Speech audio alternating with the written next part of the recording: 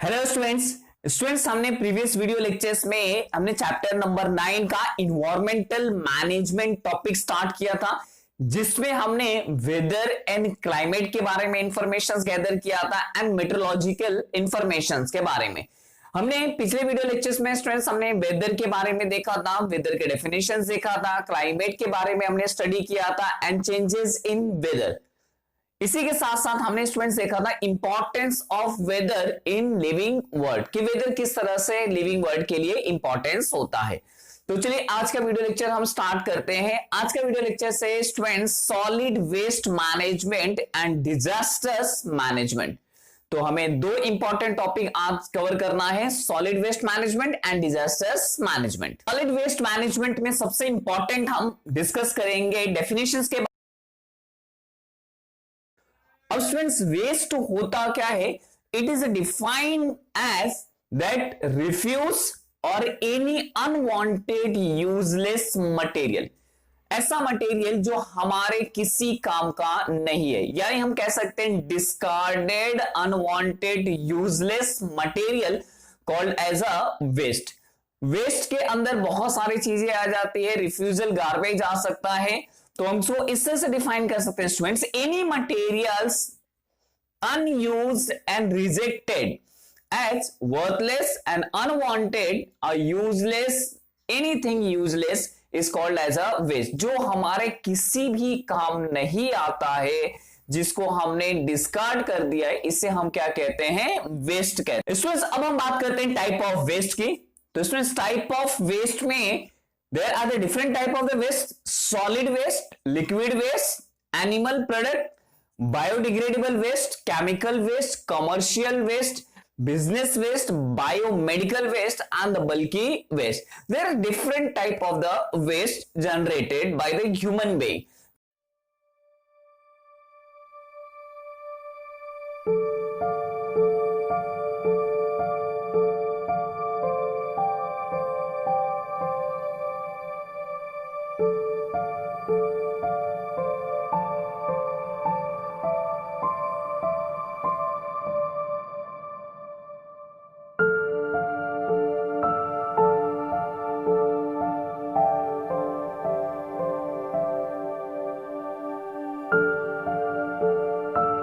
बात करते हैं सॉलिड वेस्ट की।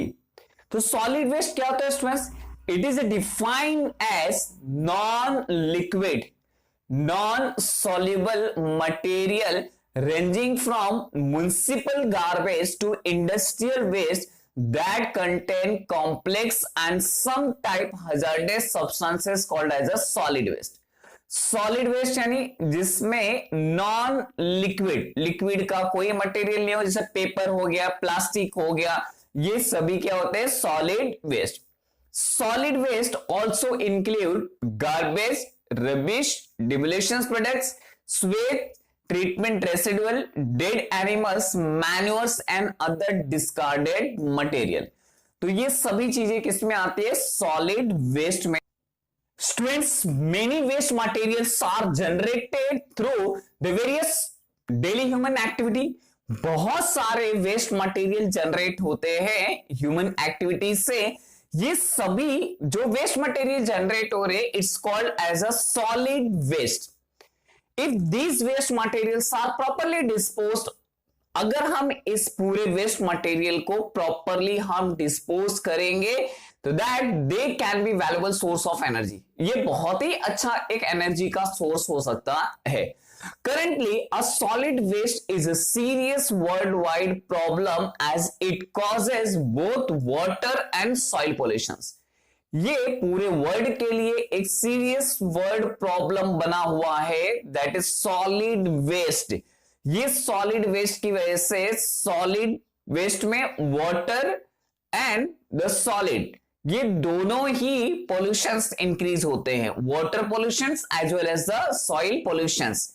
Solid waste is also serious problem from the point of view of economic growth, environmental degradations, health, and it has the pose a serious threat to nature's and human habitats because of the air, water, soil pollution it causes. ये जो solid waste है, इस solid waste से air pollution, water pollution और soil pollution होता है, जिससे ये पूरे वर्ल्ड के लिए एक बहुत बड़ा प्रॉब्लम है, सीरियस प्रॉब्लम है। तो हमें इस प्रॉब्लम को टैकल करना है। तो चलिए देखते हैं कि जो हमारा सॉलिड वेस्ट जो है, इसको हम किस तरह से मैनेज करते हैं। स्टूडेंट्स, अगर हम सिटीज की बात करें तो सिटीज में जो गार्बेज पर डे प्रोड्यूस होता है, that is a huge quantity. चलिए हम कुछ यहां पे एग्जांपल देख लेते हैं। The garbage productions per day, यानी पर डे जो गार्बेज है वो किस तरह से प्रोड्यूस हो रहा है। The solid waste generated in main metro cities of our state is approximately Mumbai per day 5000 tons are garbage produced. Pune 1700 tons of a garbage produced and Nagpur that is a 900 tons of garbage produced. तो आप imagine कर सकते हो, अगर इतना ज्यादा garbage produce हो रहा है तो ये जो वेस्ट प्रोड्यूस हो रहा है, ये वेस्ट कहां से प्रोड्यूस हो रहा है? Household waste, industrial waste से प्रोड्यूस हो रहा है। तो स्टूडेंट्स, ऐसे वेस्ट को हमें क्या कर रहा है? प्रॉपरली मैनेज करना है। अगर हम इस वेस्ट को मैनेज नहीं करेंगे तो बहुत सारे डिजास्टर्स अकर होंगे। जैसे एग्जांपल अगर हम लोग लेते हैं, on 26 July 2005 a serious flood calamity had arise in Mumbai. ये सभी को पता है कि 26 जुलाई 2005 में एक फ्लड आया था मुंबई में, और इसका रीजन क्या था students? Improper solid waste management. Improper solid waste management की वजह से पूरी मुंबई में वाटर लॉगिंग हुआ था। That one of the main source behind this calamity was the solid waste management, क्योंकि जितने भी दैट ड्रेनेज सिस्टम थे वो सभी ड्रेनेज सिस्टम चोक हो चुके थे विद द प्लास्टिक। तो प्लास्टिक की वजह से सभी ड्रेनेज सिस्टम पूरी चोकअप हो चुके थे, जिससे सिटी का जो वाटर लॉगिंग है वो ओशियंस तक नहीं जा पाया। Thus we see that the accumulations of solid waste can lead to be various calamities. तो इससे हमें सबक मिलता है कि अगर हमने प्रॉपरली सॉलिड वेस्ट मैनेजमेंट नहीं किया तो बहुत सारे इस तरह से कैलामिटीज हो सकते हैं। Students, day to day life में वेरियस सोर्सेस से वेस्ट जनरेट होता है। तो आइए इन सोर्सेस के अकॉर्डिंगली हम वेस्ट को यहां पे क्लासिफाइड कर लेते हैं। सबसे पहला जो वेस्ट जनरेट होता है that is what the domestic waste. Domestic waste कहने का मतलब कि जो हाउस होल्ड, जो हमारे घर से वेस्ट जनरेट होता है स्टूडेंट्स, उसको कहते हैं हम डोमेस्टिक वेस्ट। अब ये डोमेस्टिक वेस्ट का सोर्स क्या क्या होता है? वेस्ट फूड, यानी बचा हुआ जो भी फूड है that is a domestic waste. Paper, plastic, plastic bags, vegetable waste, fruit skin, glass, sheet, metal articles etcetera. यानी जो हमारे घर से जो वेस्ट निकलता है, जो कचरा निकलता है, डेली हमारे घर से जो वेस्ट जनरेट होता है, घरों से जो वेस्ट जनरेट होता है, ये हो गया डोमेस्टिक वेस्ट। सेकेंड है इंडस्ट्रियल वेस्ट। इंडस्ट्रियल वेस्ट से केमिकल्स, पिगमेंट्स, स्लजेस, एश मटेरियल्स। तो केमिकल प्रोसेस के ड्यूरेशंस में जितने भी केमिकल फैक्ट्रिया होती हैं, इसमें से बहुत सारे वेस्ट केमिकल्स जनरेट होते हैं। जब कोई भी प्रोसेस होता है तो प्रोसेस कंप्लीट होने के बाद में दैट जनरेटेड द वेस्ट। अब इन वेस्ट में क्या होता है? हार्मफुल केमिकल होता है। Many drugs and dyes company has release the pigment, sludge, ash. Ash होता है क्योंकि बहुत सारे ये कोल और वुड का इस्तेमाल करते हैं, तो after burning its produces the huge ash material etcetera. Hazardous waste की अगर हम बात करें, जो खतरनाक होते हैं, that is a chemical generated in various industries. तो इंडस्ट्रीज से क्या जनरेट होता है? हार्मफुल केमिकल जनरेट होता है भाई कंप्लीशन ऑफ दैट प्रोडक्शन। तो एक बार प्रोडक्शन हो जाता है तो उससे बहुत सारे वेस्ट जनरेट होते हैं। तो बहुत सारे कंपनियों से वेस्ट जनरेट होते हैं। Radio active material, explosive, infectious material, ये सभी क्या है, हैजार्डस वेस्ट। स्टूडेंट्स नेक्स्ट होता है farm and garden waste. Farm और गार्डन अगर देखेंगे तो गार्डन्स में क्या होते हैं, बहुत सारे लीव्स गिरे होते हैं, leaf, flower, branches of tree, crop residuals like a straw, okay, animals urine, dung, pesticides that the remains in various chemicals and fertiliser. तो ये सभी है फार्म और गार्डन के। अब हम बात करते हैं इलेक्ट्रॉनिक वेस्ट की। इलेक्ट्रॉनिक वेस्ट यानी अब देखिए कि हमेशा जो इलेक्ट्रॉनिक जो चीजें होती है अपडेट होती रहती हैं। जैसे अगर टेलीविजन सेट की बात कर ले तो देखिए सभी के घर में एक नया वर्जन की टेलीविजन आती है, अपडेटेड टेलीविजन। तो पुराने जो भी डिस्कार्डेड टेलीविजन सेट्स हो गए, मोबाइल सेट हो गए, रेडियो हो गए, ये सभी क्या हो गए, दैट इज इलेक्ट्रॉनिक वेस्ट। तो नॉन फंक्शनल टीवी सेट, जो टीवी खराब हो चुकी है, काम नहीं कर रही है, that is also electronic waste. Cellphone damage हो चुका है, नहीं यूज है, that is also electronic waste. Music system, computers and their several part, that all includes in electronic waste. अब हम बात करते हैं बायोमेडिकल वेस्ट की। तो स्टूडेंट्स बायोमेडिकल वेस्ट क्या है? बायोमेडिकल वेस्ट यानी जो हॉस्पिटल से जनरेट होता है उसे हम कहते हैं बायोमेडिकल वेस्ट। बायोमेडिकल वेस्ट में क्या क्या आएगा? Bandages, dressing, gloves, needles, saline bottle, medicine bottle, test tube, body parts, dissected body parts, blood and the blood banks and laboratory से जनरेट होने वाले केमिकल्स एंड सैंपल्स। तो ये सभी क्या हो गए? Biomedical waste. अब हम बात करते हैं अर्बन वेस्ट।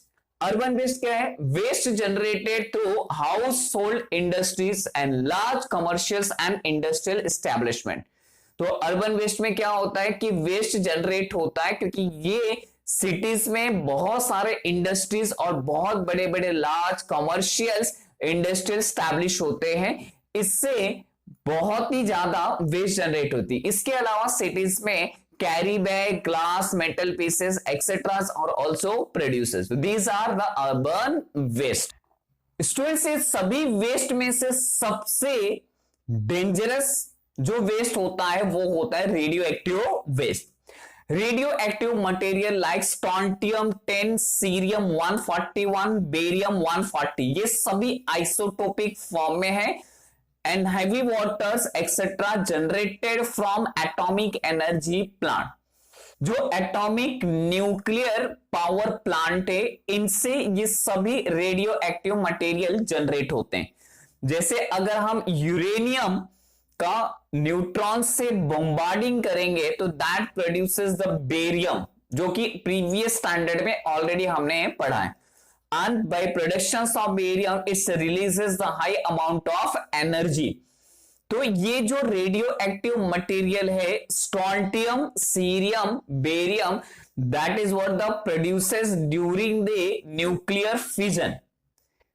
तो ये एक हार्मफुल रेडिएशंस प्रोड्यूस करता है जो कि प्लांट और एनिमल्स के लिए सबसे खतरनाक है।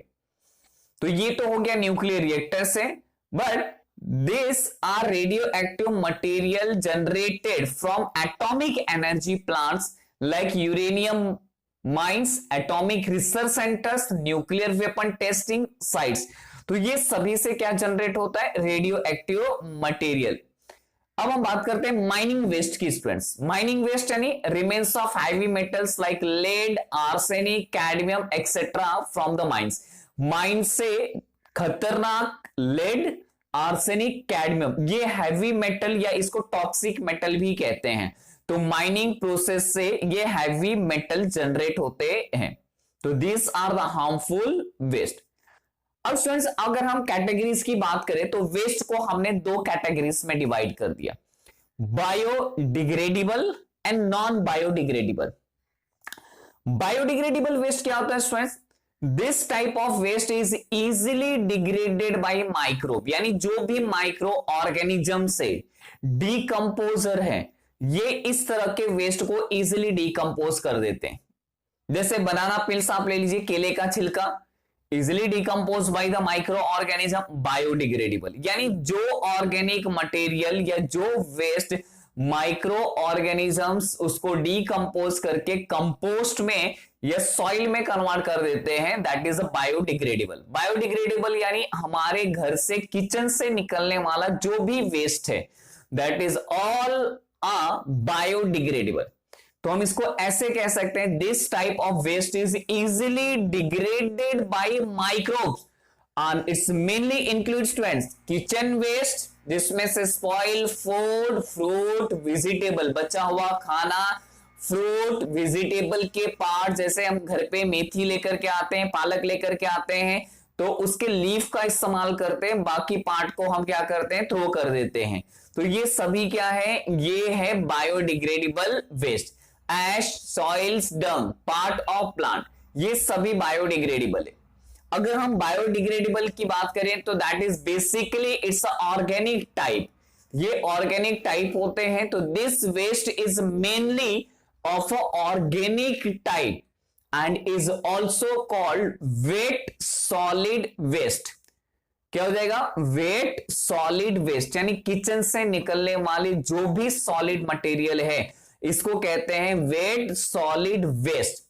और वेट गार्बेज इसको कहते हैं। It is carefully decompose, we can get the compost. अगर हम इसे बहुत आसानी से यानी सावधानी से अगर हम डीकंपोज करते हैं तो हमें बहुत अच्छा मैन्योर एंड कंपोस्ट मिल जाएगा, जो कि एक गुड क्वालिटी यहां पे फ्यूल बनाने के भी काम आता है। तो अगर डीकंपोज करेंगे तो इस produces the several type of methane gas, तो ये मीथेन गैस का हम फ्यूल के फॉर्म में हम इस्तेमाल कर सकते हैं। तो दीज आर बायोडिग्रेडेबल वेस्ट। इसके लिए स्टूडेंट्स आप देखे रहोगे कि जो यहाँ पे गार्बेज कलेक्टर होता है, इसमें दो बॉक्सेस बने होते हैं, wet waste and dry waste. तो wet waste can be the properly decompose and can be convert in the several type of fuel. अब आप बात करते हैं non biodegradable waste. Non biodegradable waste यानी इजिली ये डिग्रेड नहीं होते, यानी माइक्रोब्स इनको डिग्रेड नहीं कर पाते। जैसे प्लास्टिक हो गया, तो प्लास्टिक को जो माइक्रोब से इजिली डिग्रेड नहीं कर पाते। थर्मोकॉल है, थर्मोकॉल को इजिली डिग्रेड नहीं होता है। मेटल्स हो गए, मेटल्स इजिली डिग्रेड नहीं होता है। तो नॉन बायोडिग्रेडेबल वेस्ट क्या कहता है, this type of a waste is not easily degraded because its require the very long period of a time and use of the various technique is include plastic, metals and other similar material. So this type of the waste is also called dry solid waste or dry garbage. इसको कहते हैं dry solid waste और dry। Students अगला topic हम देखते हैं जो कि है harmful effect of solid waste। तो harmful effect of the solid waste अगर हम देखेंगे तो सबसे पहला इफेक्ट होता है सॉलिड वेस्ट का, its effect on biodiversity. Biodiversity पे इसका बहुत बड़ा एक इफेक्ट होता है। बायोडायवर्सिटीज में अगर हम बात करेंगे, अगर सॉलिड वेस्ट बहुत ज्यादा अगर है तो ये क्या करेगा, सॉइल की फर्टिलिटी को इरोड करेगा। सॉइल की फर्टिलिटी खत्म होगी, जो फर्टाइल सॉइल है वो अनयूज हो जाएगी। तो ये एक इफेक्ट होगा जिससे एग्रीकल्चर प्रॉपरली नहीं होगा, सॉइल के अंदर हार्मफुल बैक्टीरिया प्रोड्यूस हो जाएंगे and it's causes that the acidic value of a soil, जिसमें से क्रॉप प्रोड्यूशन नहीं होगा, जिससे वो सॉइल किसी काम की नहीं रहेगी। जहां पे कचरा होता है, वेस्ट जनरेट होता है, वेस्ट बहुत ज्यादा होता है, that produces the bad order of waste. उस वेस्ट से बहुत फाउल स्मेल आती है। Waste, solid waste on decomposition produces the toxic gases, harmful gases produce होती है and it causes the air pollution. Air pollution के साथ साथ अगर ये सॉलिड वेस्ट कभी वाटर रिसोर्सेस में अगर मिक्स हो जाता है तो it causes the water pollution, और जहां पे वेस्ट को हमने एक्युमुलेट किया हुआ है तो उससे क्या होगा, सॉइल पूरी तरह से पॉल्यूट होगा। तो सॉइल पोल्यूशन और वेस्ट अगर डिकम्पोज हो रहा है, वेस्ट एक जगह पे रखा हुआ है, बहुत ज्यादा वेस्ट है वहां पे, तो उस जगह पे बहुत सारे माइक्रो ऑर्गेनिज्म का ग्रोथ होगा, जिससे spreading of various type of disease are occur. तो इफेक्ट ऑन बायोडाइवर्सिटी में क्या रहेगा? Harmful effect of the solid waste में पहला तो effect on biodiversity, bad order of waste, production of toxic gases, degradation of natural beauty. Natural beauty यानी suppose आपका एक बहुत अच्छा कॉम्प्लेक्स है, बट कॉम्प्लेक्स के एंट्री गेट पे ही एक बहुत बड़े कचरे, यानी सब जगह पे कचरा स्प्रेड हुआ है, पूरा वेस्ट है, लोगों ने कचरा करके रखा हुआ, तो सोचो उस कॉम्प्लेक्स की ब्यूटी तो पूरी तरह से डिस्ट्रॉय हो गई उस कचरे की वजह से। तो नेचुरल ब्यूटी अगर इसी तरह से आप देखोगे कि जगह जगह पे अगर कचरा पड़ा हुआ रहेगा, तो हमारा जो नेचुरल यानी जो एरिया है, एरिया की ब्यूटी क्या हो जाएगी? डिस्ट्रॉय होगी। Harmful effect of the solid waste cause air pollution, water pollution, soil pollution, and the spreading of various type of disease like the typhoid, cholera, malaria, ये सभी होती है ये सॉलिड जो वेस्ट जनरेट हो रहा है इस। नेक्स्ट टॉपिक हम लोग देखते हैं, that is what the necessity of a solid waste management. तो आइए देखते हैं सॉलिड वेस्ट मैनेजमेंट में हम किस तरह से वेस्ट को हम मैनेज कर पाते हैं और क्यों जरूरत है। That first point, for preventing environmental pollutions and keep the surrounding clean. तो सबसे पहले हमें क्या करना है कि हमें इन्वायरमेंटल पॉल्यूशंस को रोकना है और हमारे सराउंडिंग को क्लीन करना है, यानी क्लीन रखना है। Second, for energy as well as the fertiliser production. जो गार्बेज है, सॉलिड वेस्ट और वेट वेस्ट को अगर हम सेग्रीगेट कर सकते हैं तो wet waste can be produce the energy. ये एनर्जी का इस्तेमाल हम एलपीजी, लिक्विफाइड पेट्रोलियम गैस बनाने में कर सकते हैं, और जो ड्राई वेस्ट है इससे हम कंपोस्ट बना सकते हैं। तो ये कह सकते हैं for energy as well as the fertiliser productions and through that the generate the work and employment opportunity. अगर ये सॉलिड वेस्ट जो हमने सेग्रीगेट कर दिया, वेस्ट को अगर हमने वेट और ड्राई ये दोनों ही में अगर सेग्रीगेट कर दिया, तो इससे हम बहुत सारे चीजों में इस्तेमाल कर सकते हैं। इससे नई फैक्ट्रीज में हम इसमें फ्यूल प्रोडक्शन के लिए इस्तेमाल कर सकते हैं, नए गैस प्लांट बना सकते हैं, जिससे एम्प्लॉयमेंट भी बढ़ेगी। To reduce the strain on natural resources. तो जो नेचुरल रिसोर्सेस जैसे रिवर है, लैंड है, ये सभी पे जो स्ट्रेन पड़ रहा है, ये स्ट्रेन को हम क्या कर सकते हैं? कम कर सकते हैं।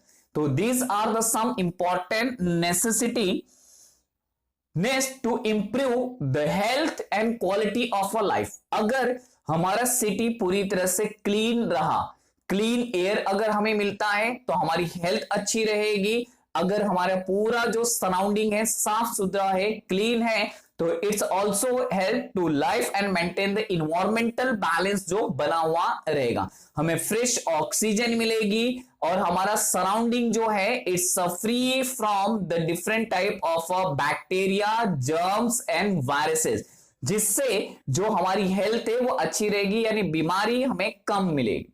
तो these are the necessity of a solid waste management। तो आइए देखते हैं कि सॉलिड वेस्ट को हम किस तरह से मैनेज करते हैं। तो there are the different type of a technique, जिसमें से साइंटिफिक और eco friendly solid waste management क्या कहता है। तो फर्स्ट पॉइंट ये है separation and categorisation of waste, यानी हम जो वेस्ट है, वेस्ट को हम सेपरेट कर दे रहे, dry waste and wet waste. इसमें से हम ऐसे वेस्ट को सेलेक्ट करते हैं जो कि बायोडिग्रेडेबल है। Biodegradable waste can be use for the making of compost and fertiliser, and non biodegradable जो है इसको हम मेल्ट करके इससे हम फिर से रिसाइकिल करके हम दूसरे प्रोडक्ट भी बना सकते हैं। द कंपोस्टिंग सेकेंड मेथड है कंपोस्टिंग। कंपोस्टिंग यानी जो हमारा वेट वेस्ट है, अगर इसे प्रॉपरली अगर हमने डिग्रेड किया तो इससे बहुत अच्छा कंपोस्ट बनेगा। That is what the fertilizers for the plant. तो composting the safe land filling site. Safe land filling site यानी स्टूडेंट्स देखिए बहुत सारे, यानी हमारे जितने भी घर हैं ये सभी से वेस्ट जनरेट होता है। तो हमें क्या करना है, इस वेस्ट को एक ऐसे जगह पर एक्युमुलेट करना है जहां पे लैंड यानी ये सिटी से दूर होना चाहिए और ऐसे लैंड पे हमें वेस्ट को जमा करना है जो लैंड किसी काम की नहीं है। तो safe landfill site, vermicomposting, with the help of vermicomposting like earthworm. तो अर्थवर्म से हम बहुत सारे वेट वेस्ट को डीकंपोज कर सकते हैं। ये अर्थवर्म इसका इस्तेमाल करते न्यूट्रिएंट्स के लिए and that convert into compost.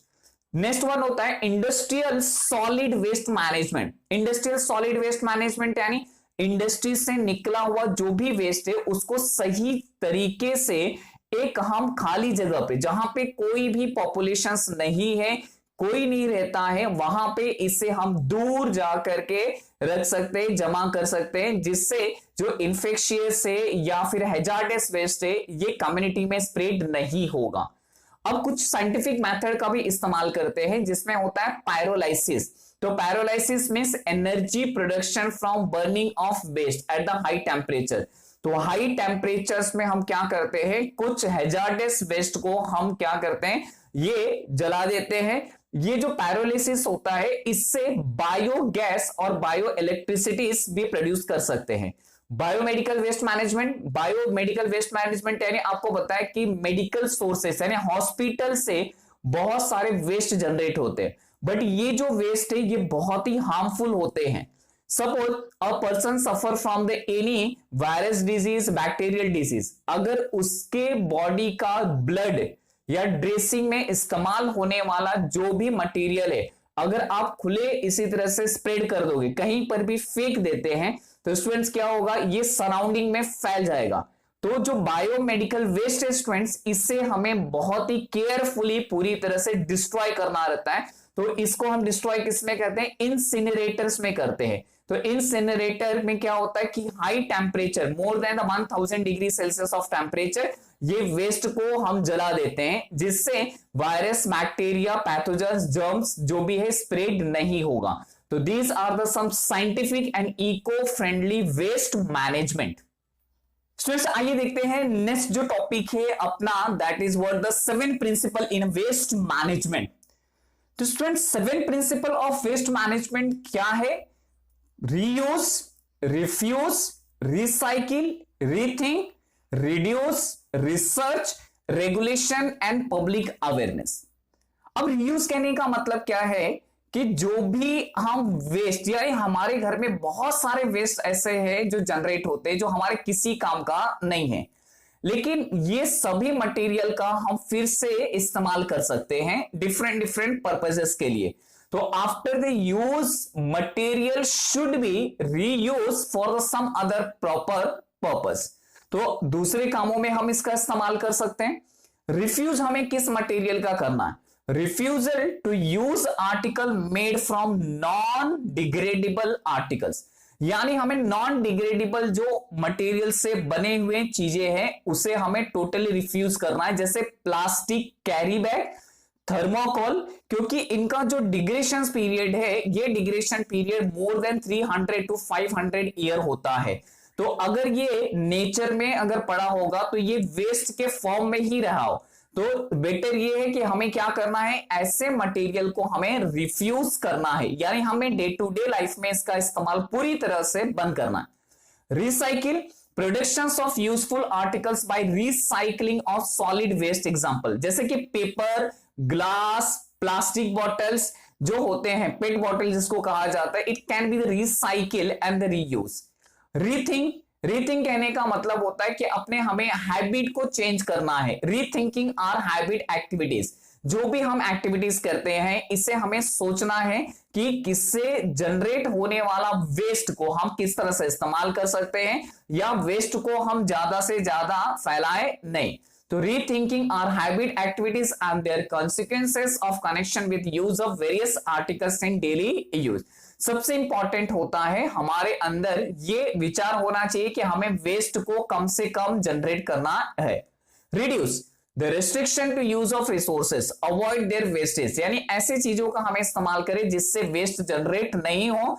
Old material should be reuse, जो भी हमारे पास ओल्ड मटेरियल है रादर देन उसे फेंकने की बजाय यानी उसमें गार्बेज बनाने की जगह उसका हम इस्तेमाल कर सकते हैं। One thing should be the share by many. और अगर हमने कुछ अच्छी चीजों का इस्तेमाल किया है, यानी हमारे घर में जो वेस्ट है उस वेस्ट का इस्तेमाल हमने अच्छे कामों में किया है, तो इस चीज को हमें शेयर करना चाहिए कि हम वेस्ट मटेरियल से भी बहुत सारे चीजों को बना सकते हैं।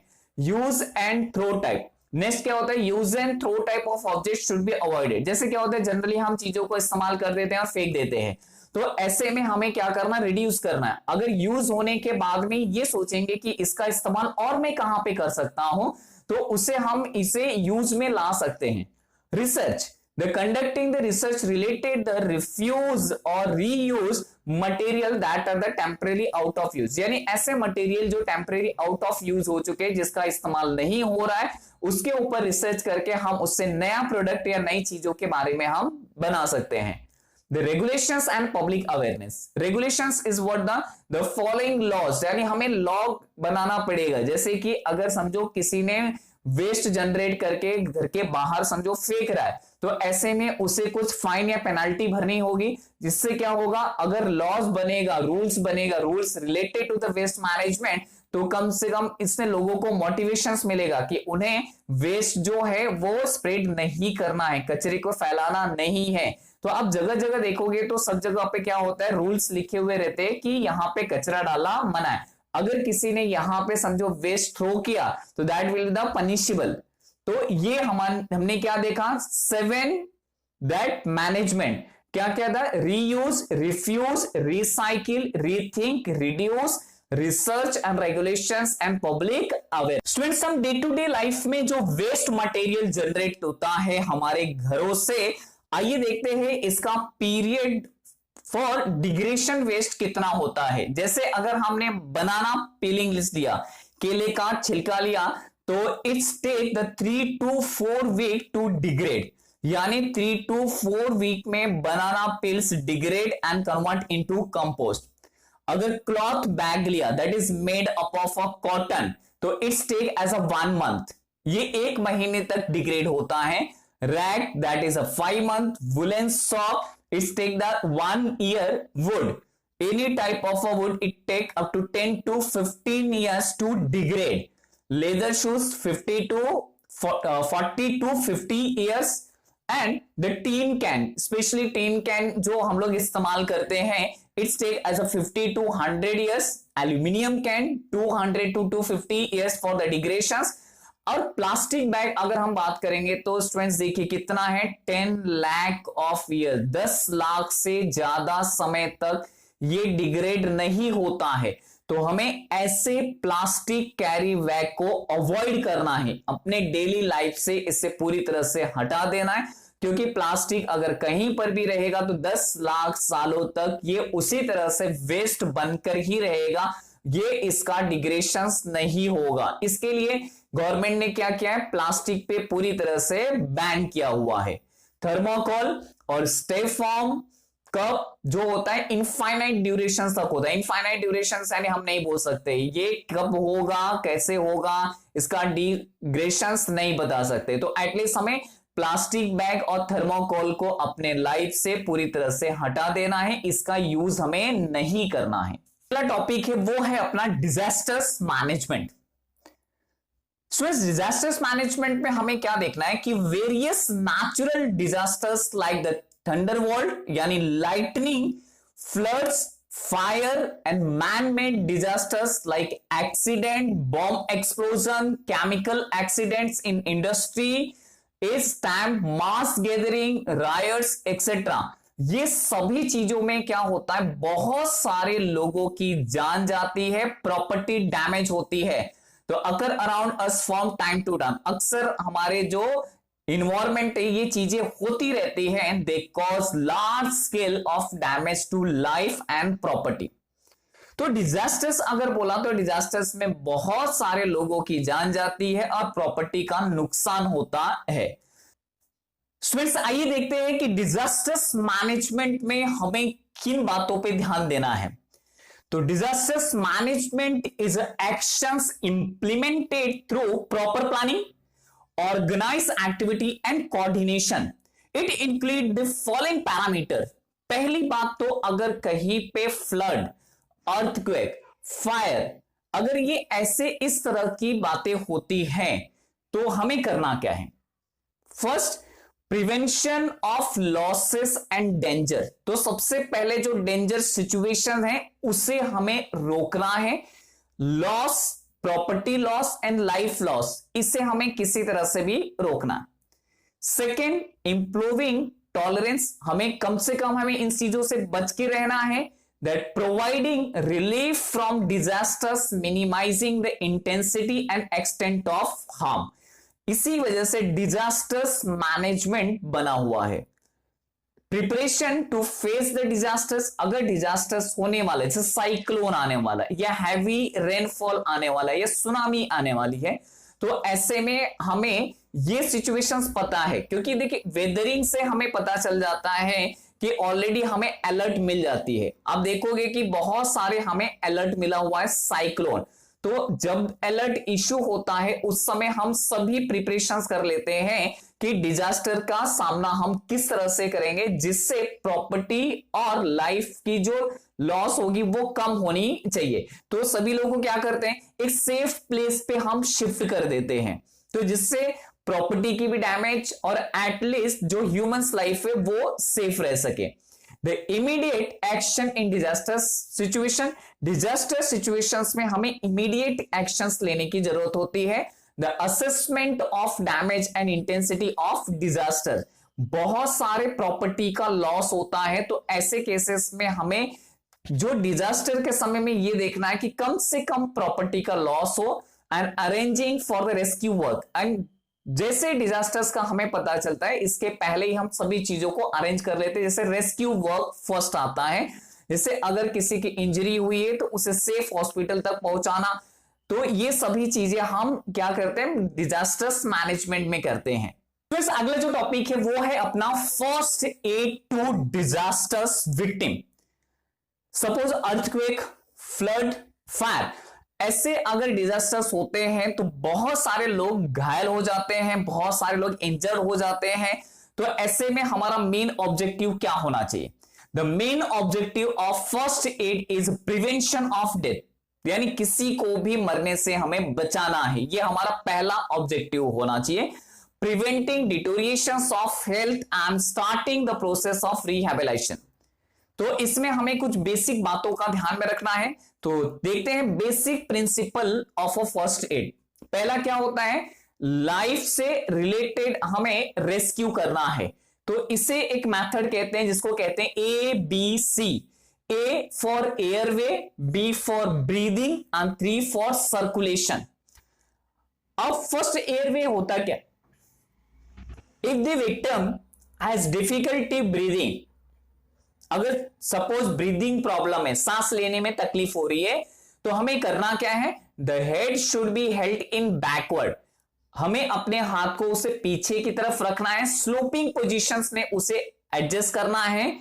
तो chin should be raise to the respiratory passage remains the open, उसे पकड़ करके रेस्पिरेटरी पैसेज को ओपन रखना है so that it can be easily breathe. Second क्या होगा, ब्रीदिंग। ब्रीदिंग में क्या होता है, एक ब्रीदिंग हैज स्टॉप, सपोज कोई कोलैप्स हो गया या फिर ऐसे सिचुएशन हो गया कि अचानक बहुत सारे जो भगदड़ होती है उस पे लोग चल करके जाते हैं, तो ऐसे केसेस में victim it suffer from the loss of breathing, तो breathing has a stop, the victim should be given the artificial ventilations.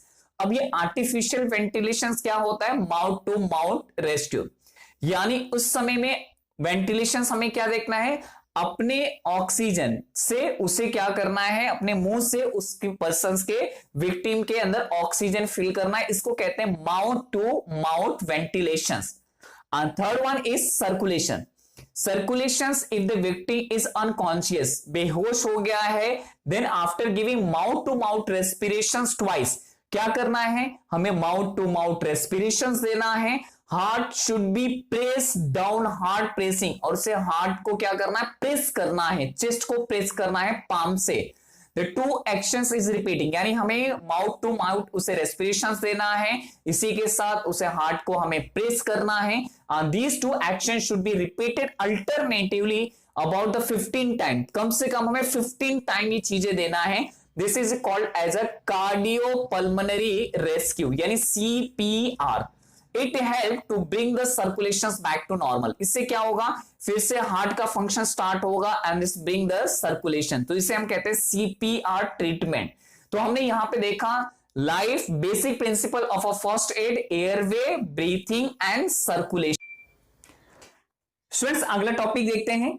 For injury like sprain, twisting and contusion the RICE remedy should be applied. तो RICE remedy क्या है students, R for rest, I for ice, C for compression and E for elevate. तो rest क्या है, allow the victim to sit in the relax position, यानी victim को हमें क्या करना है, रिलैक्स पोजिशंस में रखना है। Ice, apply an ice pack to injured part, जो भी इंजर्ड पार्ट है इस पे हमें आइस पैक अप्लाई करना है। Compression, after the ice pack treatment injured part should B massage gently, जो भी इंजर्ड पार्ट है उसे हम मसाज करेंगे, वो भी gently. And elevate, the injured part should be kept in rest, यानी एलिवेटेड पोजीशंस में हमें रखना है, ऊपर की तरफ रखना है। तो this treatment is known as a RICE for injuries like sprain, twisting and contusion measures. तो अदर इमरजेंसी मेजर्स में हमें क्या करना है, boats are use by the civil administrations to rescue peoples trapped in a flooded area. अगर flooded area में कोई फंसा हुआ है तो ऐसे में हम बोट का इस्तेमाल करते हैं। As an emergency measures the wooden boards, bamboo floors, air filled rubbers, tubes, tyres can be used to advantage. A fire extinguisher is a portable appliances that can be easily carried anywhere. The various appliances are used to put a fire. तो ऐसे में हम क्या कर सकते हैं कि fire extinguisher अक्सर सभी जगहों पे हमें मिल जाता है, तो इसका इस्तेमाल हम कर सकते हैं आग के ऊपर काबू करने के लिए। और अगर फ्लड की सिचुएशन है तो फ्लड की सिचुएशन में सबसे इंपॉर्टेंट क्या होता है, बोर्ड्स। अगर बोर्ड्स नहीं है तो इमरजेंसी में हम वुडन बोर्ड का इस्तेमाल कर सकते हैं। बांबू जो कि फ्लोट करता है इजिली, बांबू से हम बोर्ड्स बना सकते हैं, या फिर air filled rubber tube from a tyre, tyre का जो एयर फिल्ड रबर होता है उसका इस्तेमाल हम कर सकते हैं इमरजेंसी मेजर्स में। तो स्टूडेंट इसी के साथ ये चैप्टर्स कंप्लीट हुआ। नेक्स्ट लेक्चर्स में हम लोग देखेंगे एक्सरसाइज क्वेश्चन।